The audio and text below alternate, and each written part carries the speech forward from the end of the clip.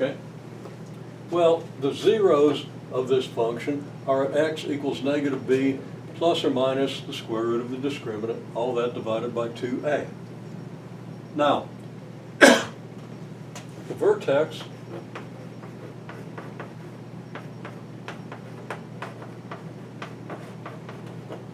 is halfway between the zeros.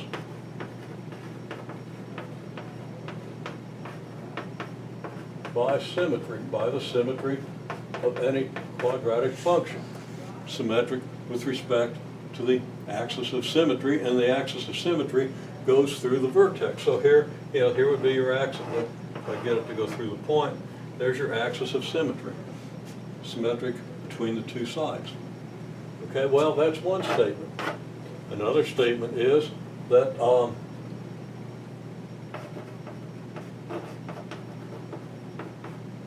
halfway between b plus the square root and b minus the square root, and of course that's the square root of your discriminant, right? Doesn't matter what your discriminant is. It doesn't even matter if it happens to be complex or imaginary, okay?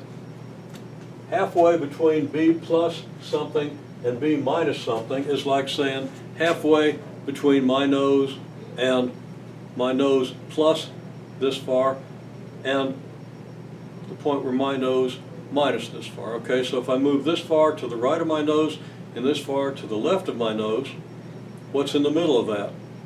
My nose.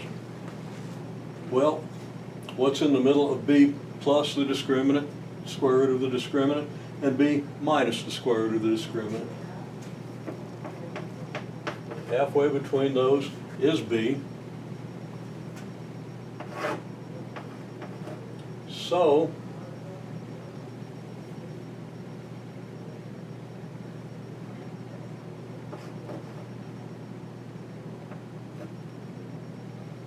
and my argument is correct, but I should have said halfway between negative b plus the square root and negative b minus the square root is negative b, right? So, negative b over 2a is halfway between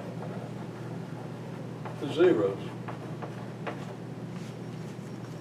Okay? So, this is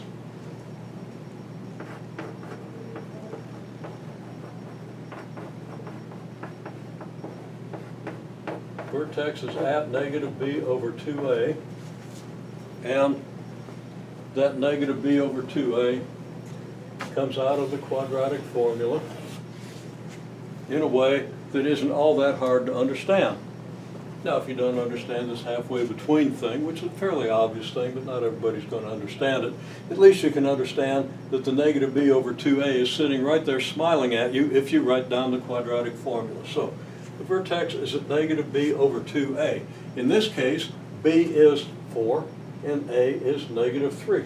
So that's negative of negative 4 over negative 3, which is negative 4/3.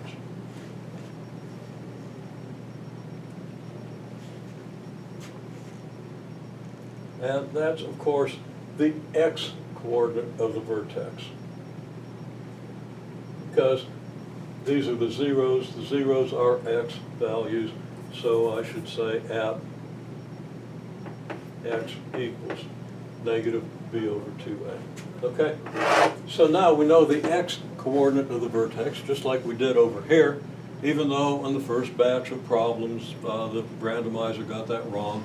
Actually, the way my program and my programming interpreted it was wrong, and I didn't catch it when I tried to debug everything.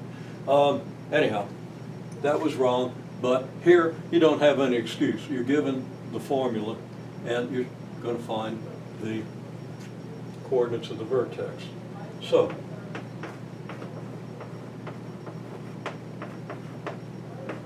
y coordinate is y equals f of negative 4/3, and this is